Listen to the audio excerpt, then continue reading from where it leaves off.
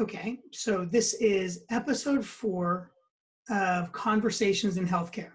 Um, Up until now, I thought that I'd be talking to people from around the world, which I'm going to continue to do.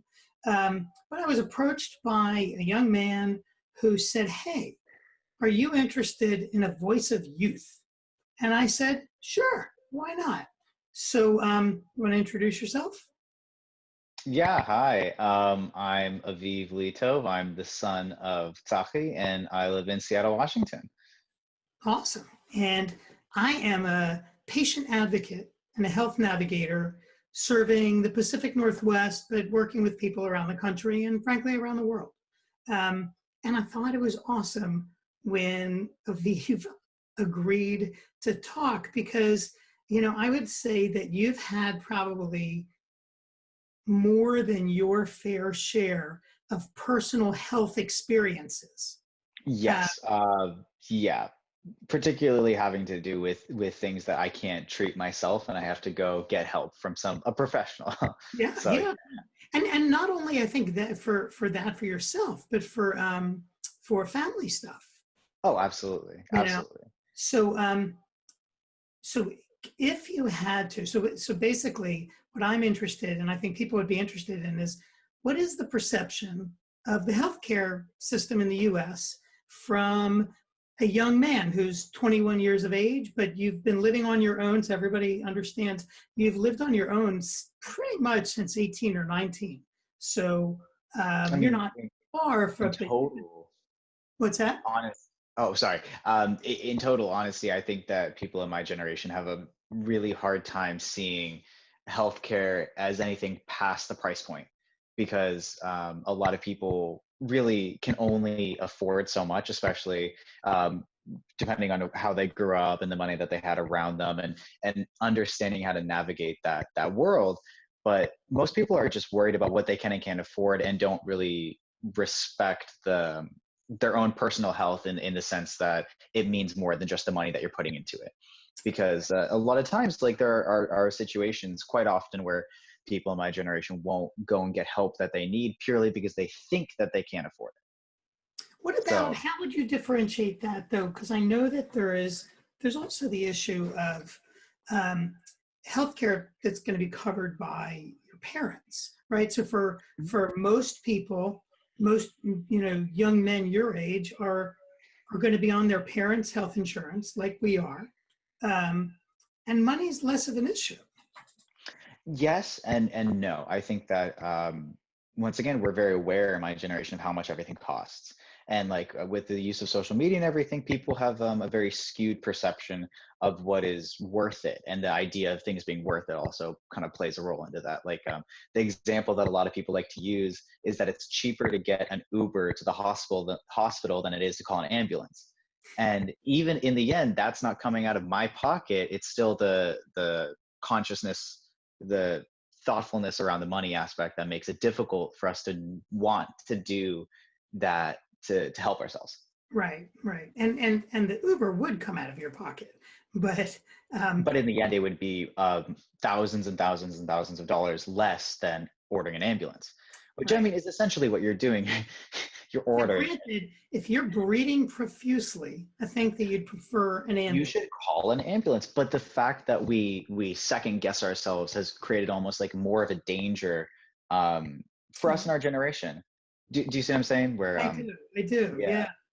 yeah. Um, so, so it's interesting because can share like some of your memories of what healthcare means to you from growing up. I think that my memories with healthcare just start with kind of understanding it from the part where my mom is a naturopath. So that whole healthcare side is a very different behind the scenes side than it is moving forward until I have my first memories of getting injured, which is pretty early on. But I mean, even in that sense, it's like if you get hurt or if you're in need of any help in health, you go to a hospital or a pediatrician.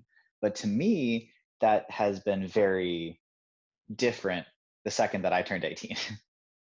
Right. 'Cause Okay, the why second is that I that? turned 18, it's no longer really a, oh, just ask your mom to get you a doctor's appointment.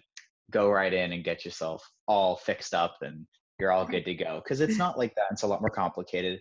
But I think it's an intimidating thing to get into if you also didn't have the previous experiences within the healthcare system like I've had. So it's not as Right. intimidating for me to go to a hospital or to ask people for help, even when it comes to financial, as it would be for somebody who maybe had never broken a bone, had never been to a hospital, had never had to deal with anybody in their family going through trauma like that. Like it's very intimidating.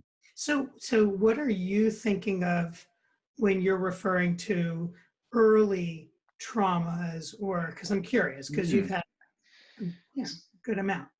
I think my first memory really was breaking my arm when I think it was third grade I was in when I broke my arm, and I remember so vividly more than getting the cast on it.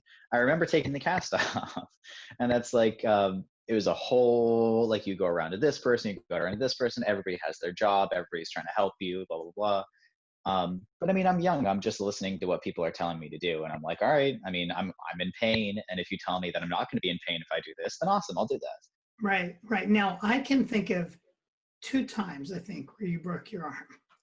Oh Uh, yes, there have been multiple on the same yeah, arm. yeah. I mean, one, you were very young because I remember you Yes, fell off of like a monkey bars at a it was. play. Yeah, it was at the Bellevue playground, Yes, yeah. one of the ones that are right there, and it was a zip line. Right, right. But there was another one where we were at Baker Lake and you slipped off Yes, the and I log. popped my elbow and fractured my arm there as well. Yeah, But I interesting. mean, each time I'm there though, the more that it only takes once of doing something and especially going and seeking help for that intimidation factor to totally wear off. So it Because you did. So, absolutely. okay. I mean, for me, when I think about how things financially affect me and the people around me, that it comes from a much more educated place than I feel like a lot of people would like to let off. Because everybody with Google and all the information at your fingers, people are very giddy to jump to conclusions about what they can do to even help themselves. Because Right. I think everybody's fear in my generation is to be dragged along for a long, very expensive process to not be helped. Which I think also comes from just not knowing about all the resources that there are provided. Yeah. No, absolutely. Well, so it's interesting because as I think of it, in different ways, we've experienced a lot of medical trauma in the family, even through family and friends. Like, do you recall anything of, I don't want to use the family name, but that we had a family growing up who were in this horrific car accident? Absolutely. And you Um, remember this? I mean, once again, for me, it would there's that was actually I'm pretty sure that happened right after my brother's appendicitis. It was pretty shortly right after there, and it was one of my it was not the first experience at that point that I'd had being in an intensive care unit, basically of a hospital. It was now my second time, and so when going in during the appendicitis of my brother, I mean, I was very afraid and everything because that was very ongoing. That I was there during the whole process. But you if you see somebody who goes in and comes out better, you you're not as afraid of it. So when I went in to the other place where there are people who could no longer use their legs and whatnot, it was really hard for me to kind of come to realization of what that really meant and the impact in their life. But in terms of how the healthcare helped them, to me, it was always just they're there because they need to be, and they leave when they can. Yeah, And and I think and for as a little bit of a background for people, this was a family of four that was in a car accident. A son and a daughter, 16 or maybe 15 and 12, and both of the kids sustained severe injuries. One of them is a quadriplegic to this day. it was a Um, semi accident, wasn't it? No, and actually, so a car tried to pass them, and then had to cut over quickly and clipped them, and then spun, and then they hit an Right. oncoming car head on. Yeah. It was a horrific accident, but the reason I bring it up is everybody lived, thank God. And interestingly, both of the kids who were the most severely injured are frankly inspirations today, because the quadriplegic is somebody who has graduated from one of the Ivy League schools in like political science and has traveled the world. And like, you don't have to let things stop you. If One thing that's actually a really fun memory of mine is going after years let down the road, going and seeing her Mini Cooper. And she didn't Yes, have workable, she didn't have usable legs. And I was like, well, I mean, how are you going to have a car? How is that going to work? And it was something that I think also really much so changed the way that I viewed what is possible and what is out there for people in certain situations, because I would have never thought in a million years that they make cars, let alone Mini Coopers, for like paraplegic, like people who don't have legs. I mean, that's yeah, just incredible. right. But knowing that that is out there has also allowed me to feel more comfortable, feeling like there is more stuff out there that can help me. So yeah. Interesting. So let's talk about speed skating. Hmm. So you were a competitive speed skater, but at a young age, Hmm. right? Um, and then you had an accident. Hmm. You want to talk Well, about that? I had multiple in a year. Yes, you Yeah. did. It was a succession of concussions. Um, Basically, I mean, I knew what concussions were. I have always kind of been aware of what concussions are. And it's very different when you're put in the position of having the concussion. So just because when you understand what it is when you're a kid doesn't really mean you understand the impact that that will have.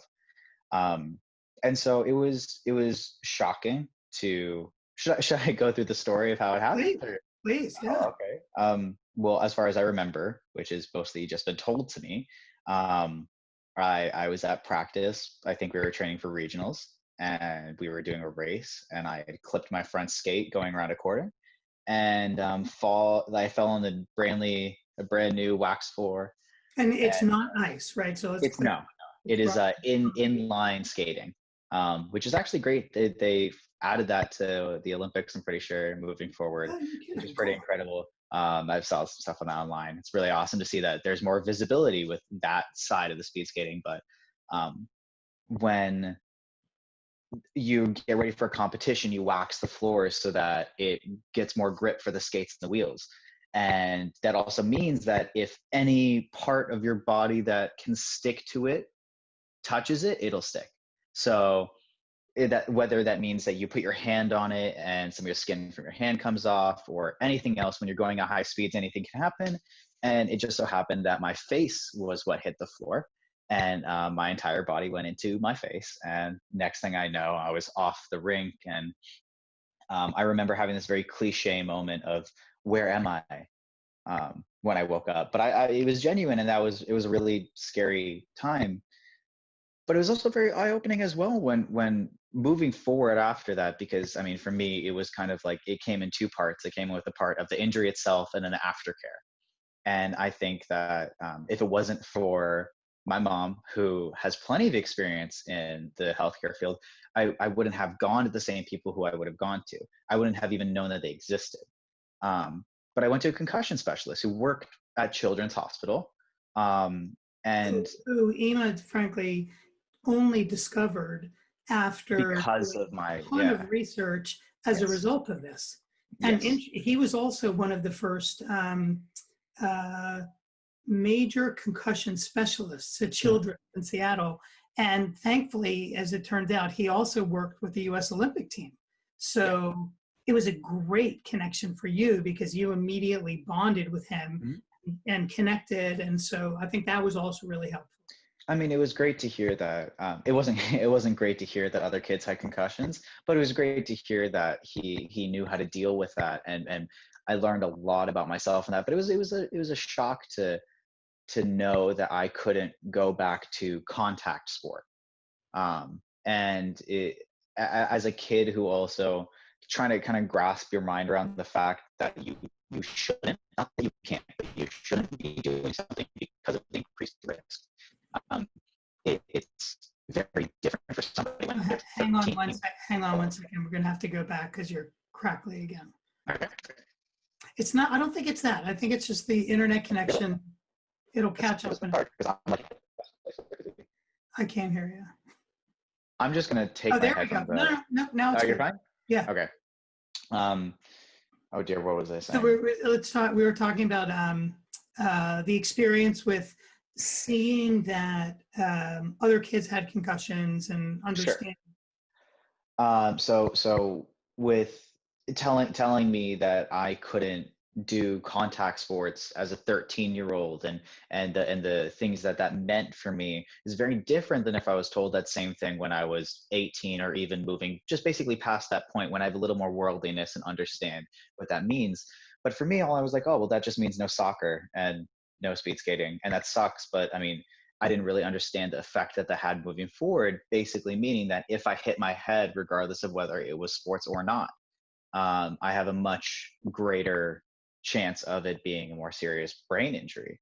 And so it took me a long time to kind of wrap my head around that, which is also one thing that I think is important too about the healthcare system when it comes to kids and having that experience, is because it really shapes the way that you view the healthcare system. When you have younger experiences, you may not understand them, but when you grow up, you can reflect on that and you can look back on that and have a much greater understanding of what that is in general. And if you don't have those experiences when you're young, maybe not for a concussion, but even for, I don't know, a checkup, a ligament issue, or a sprained ankle, which are pretty common within anybody who is an active child. If you get that experience, you can kind of look back on that and reflect in that later in life, and understand your relationship with that moving forward. So I don't think I would ever know that there were people out there to help with sports injuries if it wasn't for the fact that I had gotten a sports related injury. Right. Yeah. And that's, I think often exactly how it is. It's our personal experiences that expose us to these different things. But so you were exposed to a lot of,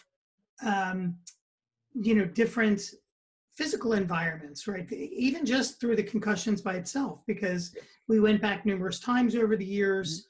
You know, what's it like walking into a hospital, right? And with a frame of reference, with the concussion, we were always going to children's, right? It was rare that we would ever just kind of go to a doctor's office. So we're walking through the hospital. There's the whole kind of, setup. I think one thing that's interesting too is that for me specifically, and this goes for a lot of people, but mainly people who live in the greater Seattle area, knowing that you have a hospital like Children's available is it makes you think a lot about what, at least for me now, makes me think a lot about what healthcare is accessible to people who don't have something like that. Because Children's is one of the greatest hospitals that you could ever go to, with a lot of different reasons to be there. Right. And I've been there for a bunch of different reasons, and I've gotten the experiences of being in the different departments. As it sounds bad that I'm like patient zero when it comes to like a lot of the stuff going in, like I'm not just getting injured to go there. No, I've spent and I don't think anybody ever had to call CPS, although no. we were worried sometimes. We were joking about that the other day. I mean, yeah, like the bruises on my body were definitely just from me being clumsy. So yeah. No, actually, I wouldn't say that. It was from you being active. Yeah, that's But fair. interestingly, what you have as active, a lot of people would see as maybe there's something wrong. Interestingly, had you been raised by somebody else, it's very possible you'd have been diagnosed with ADD. Absolutely. Or ADHD. And, we just saw you as a normal, exuberant child. I love telling the story. We told this to somebody the other day. You never crawled, right? So 9 months you were kind of moving around a little bit, but at 9 months you got up and you just ran Yeah. and never stopped running. And I Yeah. think it was that lack of self-awareness that a child has, is that Yeah. you're thinking all the time. Absolutely. Absolutely. Yeah. And that was Uh, a normal occurrence. yes, absolutely. Oh, but to go back though really quickly on your question about the experience of walking into a hospital. Yeah, Uh, I think that changed over time because based off the different experiences that I had, I sure. think it's very easy to walk into a hospital and get nervous that you're around sick people. And I think that's just natural, but I think that almost comes from, and I do mean this with all politeness, but it does come from a place of ignorance, because you just haven't been there. If Right, you've been in a hospital, you know that no one who is sick or contagious is being marched around the hospital in public, because that isn't in the best, that's not in their best interest. It's not in anyone else's best interest. So it just doesn't happen, right. especially in a children's hospital. But when you're there, you're around everyone. And it's a very comfortable place to be. And Everyone is we're very really caring. blessed. I mean, Children's here in Seattle is a great institution. No institution's perfect. Everything has its issues, but our experience at Children's over the years was really phenomenal. The privilege that it is to have a place like that here, and that I think that it's great that it's here, but I think it's also a great example of almost what is impossible to have to be a standard in the United States, Right. because it is such an incredible thing. But I know you wanted me to talk about this a little bit as well, but when I had gotten, it was very random. I had gotten this. It was a cyst that grew on my nerve in my leg, and we had to go to, I can't remember if it was group health or if it was You mean what, where you were hospitalized? no, where I first went, which is where I got my blood drawn, where they did Yes, an that was group health at the right. time. So when we went to group health, I mean, I had the expectation in my mind for it to be everything that children was. And I'm not going to blame the group health system, because it is not their fault that the person who they chose to take my blood couldn't find my vein and dealt with it in an awful manner, a really, really awful manner. And I ended up being transferred over to children's, where because the capacity was at a max, I was actually put into the children's cancer ward, um, with the nicest room ever. Oh my gosh, like it was really great that I got to be there. But it was It also really was an interesting experience. it was a great experience, because I think that it was a whole world that I never had to be in. And it was really, still being young, it was kind of like, well, why is it so fancy here? And like, why is it so nice? Why can I see the Space Needle from my room? Why do I have my own personal bathroom? Um, I don't and it was actually think that you saw the Space Needle from your room, because I don't I think you could. can. I could. Really? You really could. Okay, I can't It was remember. and it was like you had an expensive hotel room. Yes, Um that it was. and um it was, I look back on it now, and in that time I was very understanding of who it was for, and why it was important for that to be for the kids. It was because the ward that I was in was for kids. I think it was ages, um, it was like 3 to like 13 or something like that. It was a younger age of kids, and so it was easier for me to understand why that was there. But I Okay. think now that I look back on it too, it's like, they don't have that everywhere. Not every children's cancer ward is like that, and Right. so yeah, Well, it this was. is a good segue to talk then a little bit about, because you've had the luxury, if you will, of experiencing healthcare systems in other countries. Absolutely. In two other countries, In two and other, very different yeah, countries, both China and Israel. Actually, and Mexico. You know what? There's three different countries. How yeah, about that? yeah. Um, my experience in China was definitely not one where I had to personally experience it myself, but it was very obvious how different it was from here. And I think it's easy to see how different In everything is. what way? Well, when you're in China and people don't tell you to go to the hospital, people actually tell you to not go to the hospital. People are Why? very, because they don't like the system and the system takes your money. Oh, And they say that you should only go to the hospital if you absolutely need to.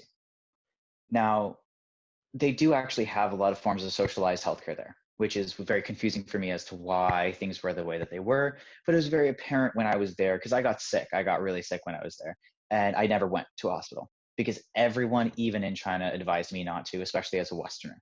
okay. Um, So when you were in but when Israel, I was in Israel, it was I'd gotten testicular torsion, which happens to a bunch of kids, yeah, it's and pretty common. it's pretty common, and but people don't know about it because it's almost something that a lot of people are ashamed of. Not that it's something that affects them in a bad way, but no one likes to talk about their balls. Right. uh, especially when you're young, and I got it when I was 13, and it's not the most common thing to get it at that age, but it's very common to people have it in general throughout. And it comes on randomly. It's randomly onset, so there's no lead up. It was just, Right. oh, I'm in pain, and it was something that I had to have a surgery for. But I almost preferred the system that they had in Israel more so than they do here. And the reason why they say that is the way that they always said it. And it's something that I, once again, as a kid, never would have appreciated it this way. As an adult, I absolutely do. And the Israelis always like to say that they have hospitals in Israel, and the United States, they have hotels. And they're not wrong. I mean, I was able to get everything that I needed as fast as I could and as best as I needed it to be. In Israel, and there was no frills on it. That was the only difference That's at all. correct. I mean, actually, you spent a significant portion of the time in the hallway on a Yes, stretcher. I did. I mean, once again, I this just like one hospital in the United States, like Children's, is not representative of all hospitals in the United States. The same Totally. goes for the hospital that I was at, where when I sat down in a wheelchair that was sitting in the parking lot, there was a scalpel that had been embedded into the side of the chair, and I'd sliced open my hand as I got Into out of the the chair in the armrest. Yeah. yeah, into the armrest. And it sliced open my hand as I had gotten out of the chair into the bed in the emergency room. So there was just a whole plethora of issues that I needed to get solved, which even through the chaos and a language barrier and everything else, I was still able to come out of it in almost sometimes I would think a position than if I were in a hospital in the United States. So why do you think that is? Because with my experiences of hospitals in the United States, not everything has been straightforward. Not everything has gone the way that it should have with the amount of money that we put into our system. Because when you walk into an American hospital and you see it almost look nicer than a lot of hotels that you've stayed at, you'd expect that the care that you'd get would be the same. Now, And just we should clarify, we clearly don't stay in very nice hotels, um, no, but we that's don't. But I okay. think the That's vast more normal. majority, yeah, the vast majority of the United States Correct. does not spend a vast majority of time in hotels, nor We're not comparing yeah, hospitals to the Ritz-Carlton, absolutely not. but frankly, the room that cancer ward room at Children's far beat out many motels that we've stayed in over the years. And The amount of money that they spent putting into that room alone, which once again is absolutely worth it for the kids who are using it, but the money that they had accessible to be able to build a room like that in Israel per se would have been used to treat 45 people. right, And it's that type of mentality that is very different, and I don't think is meant to be translated exactly the same into another society, like societal system. But in Israel it worked, and it worked really well, because there were no doors, I mean, even protecting anyone between each other in their emergency room. Right. Even though I the wheelchair had a scalpel in it, some of the windows were broken where I was going to, I still had the best doctors care for me. I still had the exact surgeries that I need done in the best way possible, and my recovery was great. And I could only, when it really boils down to it, that's the only stuff that matters when you go to hospital for something serious. It Right. doesn't matter the comfort of your bed. It doesn't matter the name brand of a lot of the things that they could give you. As a matter of fact, the doctors didn't give me really any pain medication at all. They pretty much told me to suck it up. I think I got 3 Advil. I'm pretty sure was I Whatever, what I got. yeah, whatever the equivalent of like an ibuprofen, that kind of thing. And I had to tough it out. But I mean, I'm not saying that everybody else should do that, but I'm just saying that, it's not 100% necessary when the goal is to treat someone's life-threatening symptoms. So, Right. yeah, Now, very full disclosure, because your mom's going to listen to this. go for Um, it. uh, I think a lot of the reasons, especially in Israel, that you received the level of care you did is that you have two parents who are both in the medical field with a lot of Yes, experience advocating on your behalf. absolutely. And it's actually one of the things that I often, it's one of the reasons that I love being a health advocate, is that I appreciate what we've been able to offer you guys. And actually, I feel bad for anybody who doesn't have somebody who is a strong advocate for them, because everybody needs a strong advocate in healthcare. Everybody, but that could be a family member. So I think, Great example. uh, I think a great example of me being an advocate for somebody is when my girlfriend, I can't even remember what it was. Doesn't matter. We had gone to Kaiser Permanente for a just to go in. We went to the emergency room, or went to urgent care. It was the emergency room, and she was very worried about something. It was exactly the type of situation where you wanted to go to an urgent care just to figure out what was going on. And I had to stand up for her in front of the doctor because he was basically pushing everything that she didn't know what it was. And she was kind of going, okay, okay, yes, yes, because, well, she didn't know. I mean, he was saying you should take this medication after this medication, and then you should come back at this point so then you can get this medication. But he never explained what they were or what they did. He just said, this will help. And that's not enough for, I'd say, the vast majority of people, especially when you haven't even been diagnosed. So I had to stand up and I had to say, well, why is she taking that? Can you explain what her other options are? And I had to ask those questions for her. And I don't think that if I was there, she would have left with the same understanding as if I was there able to ask those questions for her. And that is not to say that she wasn't able to do that herself, but how could she know? And how would she know to ask those questions? Because we're all supposed to just trust the people who we think have our best interest. And you'd hope that that would be doctors, but in some systems, it really is about as well the drugs that they want to give you or sell you, not because they make a lot of money, because they work as well, but because it's just standardized and that's what they're supposed to do. But if you don't Well, understand, yeah, and to be fair, a lot of times too, one of the reasons that medical practitioners, whether it's doctors or nurses, um, don't necessarily explain is everybody feels hurried. And our system is a business. And so it is frankly all about in and out, yes, getting people done. So it is the um, exception when you have a medical practitioner who is forward about willing to take the time to explain things to you. absolutely. That said, do you think that your friends, your cohort, other people your age have that same experience? No, absolutely not. So Uh, what do they do? Well, that's a great it's a great question, and I think that that's unexplored territory. Personally, we live in a day and age where, because of social media and technology, we have access to so much that it makes it not only more intimidating for the amount of knowledge that's out there, because I mean it requires a lot to understand in depth how this stuff can affect you and what you can do about your situations. Um, but I just don't think that I anybody around me in my generation, the people who I work with, the people who I go to school with, I think that they would have a very hard time asking their doctor if this is what's best for them. Honestly, I think people had a very, if you have a clear path of what you're trying to do, it's a lot easier to ask the questions. Right. Because, for instance, a great example of a bunch of people in my generation are people getting green cards, and people getting medical marijuana cards.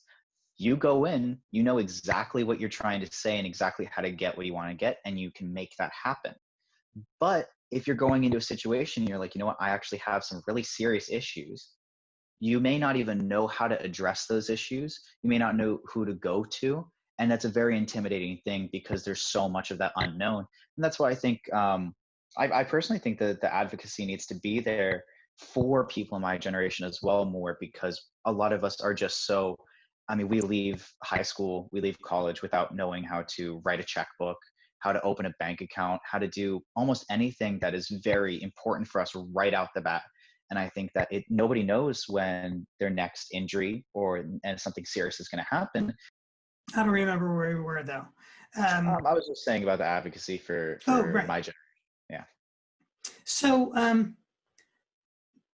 let's talk about, so, you know, I mentioned earlier that, you know, you've had a good amount of trauma, but part of the trauma that you've experienced has been not related to you necessarily. So for example, with the family friends who had this horrific accident, but we also had my experience from a number of years ago. So Yes. reflect a little bit on that, and just your, not so much about what happened, and I can explain what happened, but your experience of watching this unfold. You know, it was, I feel like I've used this word a lot, eye-opening. It really was eye-opening though, in the sense that you don't really think anything could go wrong until it does. And it was actually pretty influential, the fact that it happened to you the way that it did, where it gave a good amount of distrust in me, in the ability of everyone who is trying to do well in the healthcare system.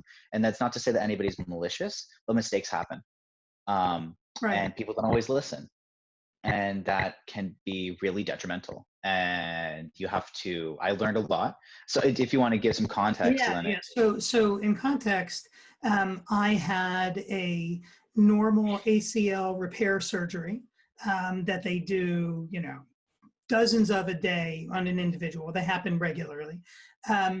And during the recovery, I immediately, within a couple of days, felt bad. But my surgeon was unable to um, fathom that it could have had anything to do with the work he did. And so he poo-pooed me. And I was 2 weeks absolutely miserable until my wife advocated for getting a second opinion. And I went in, I was hospitalized immediately. They tapped my knee, reopened me up, drained it, and I had full-blown sepsis throughout my body. And then I like to say they gave me a complications punch card, and they said, "Okay, fill this out, fill this punch card out, and we'll give you a prize." And I'm like, "I want the prize." So pretty much everything that could go wrong went did, wrong. Yeah. and I was allergic to the initial antibiotics that they gave me, which we didn't discover for a week.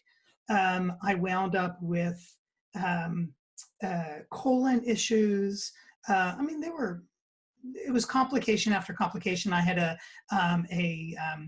DVT, a blood clot, as a result of the PICC line I was put on. So Yeah. it was a serious, and I was in and out of the hospital for, I think, just a little over 2 weeks. It was a long time. It was a long time.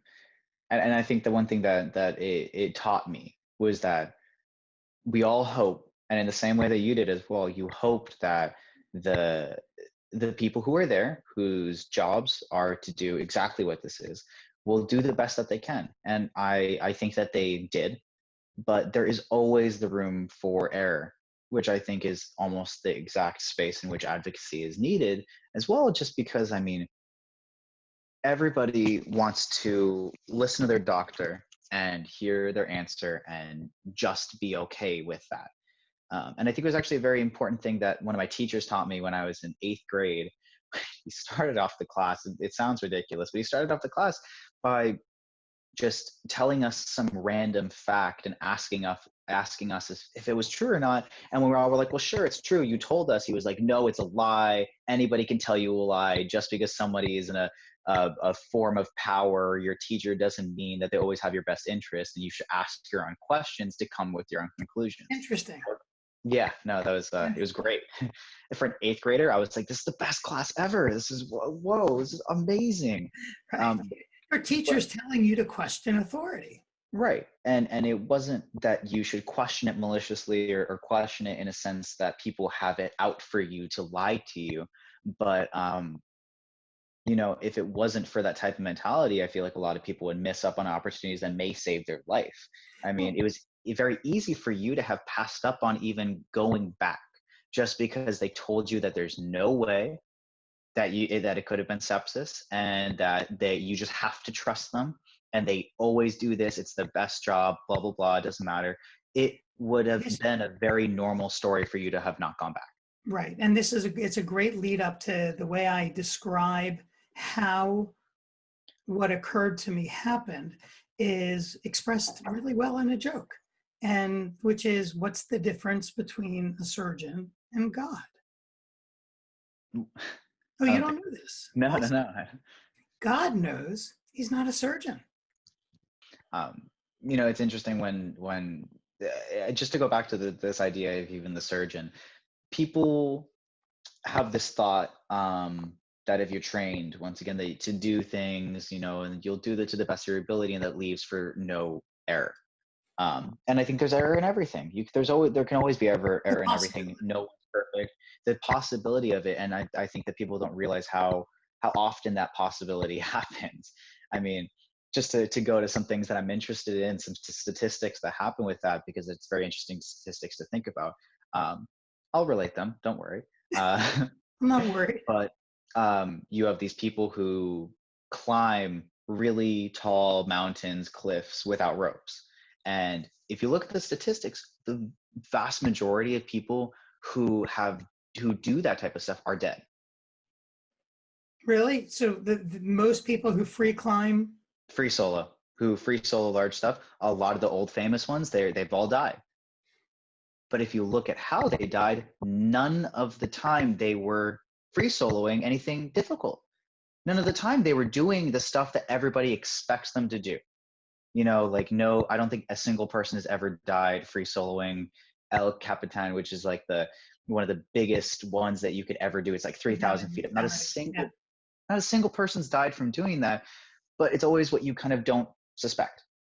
So the people who do that, they will be climbing a very easy route that they've done a million times, and just so happens that they slipped. And the reason why that statistic matters is because they've climbed that so many times, and the statistic just looks very small then, that the people die from the easier ones, and then the large ones, they also die because it's the same people. But meaning just that people don't, I think they don't think about the possibility that anything could happen.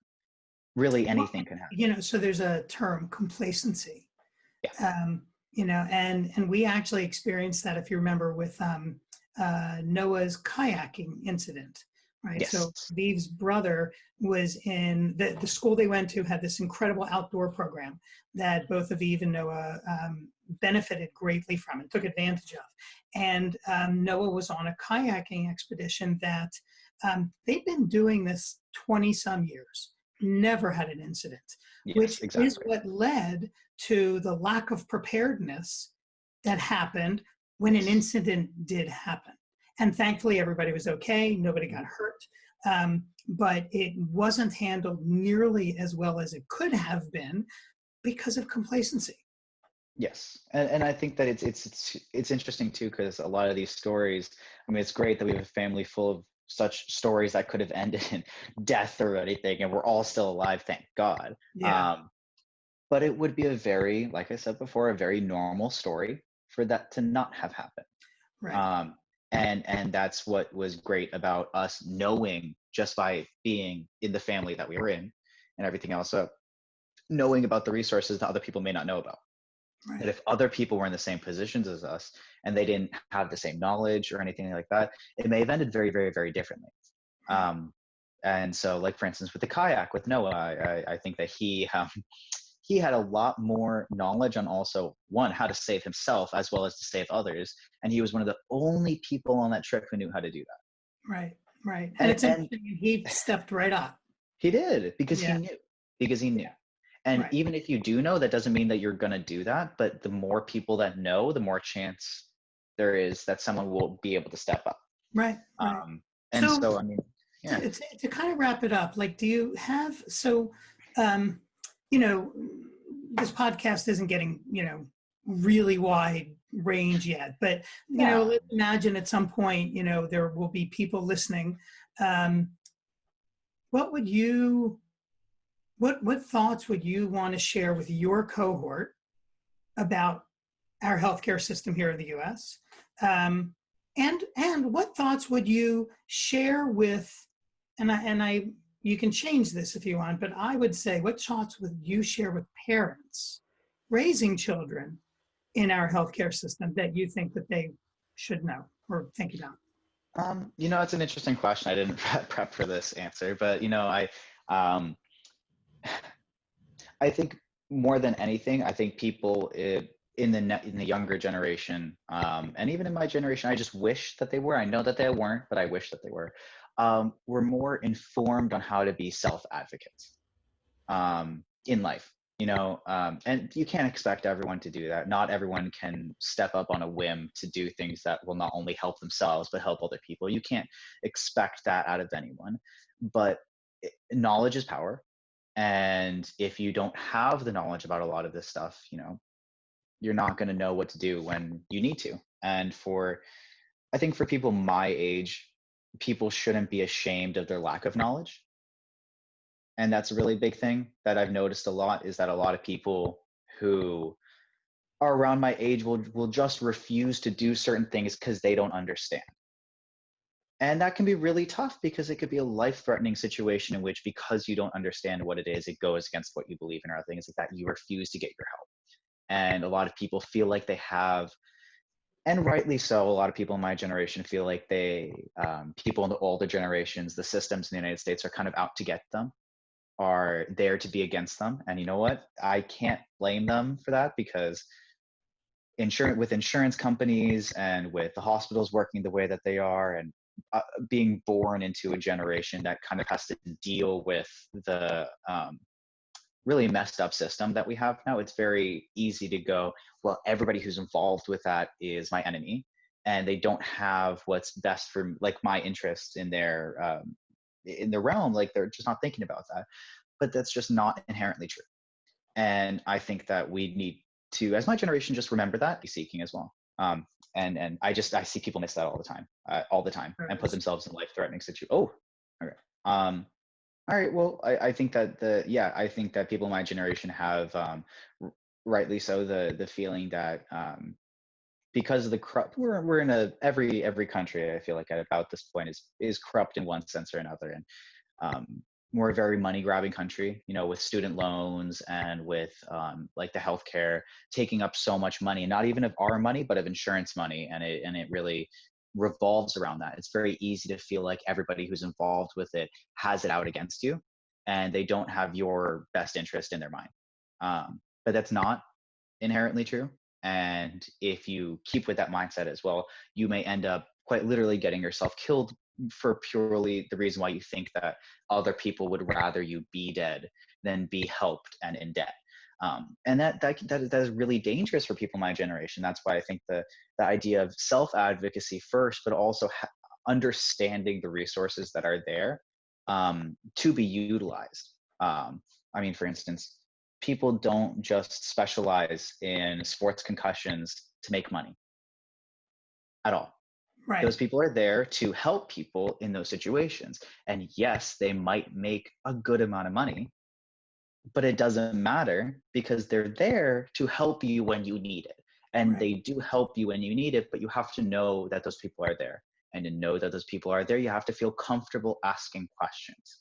And it means you have to be comfortable interacting with the people who you may not like.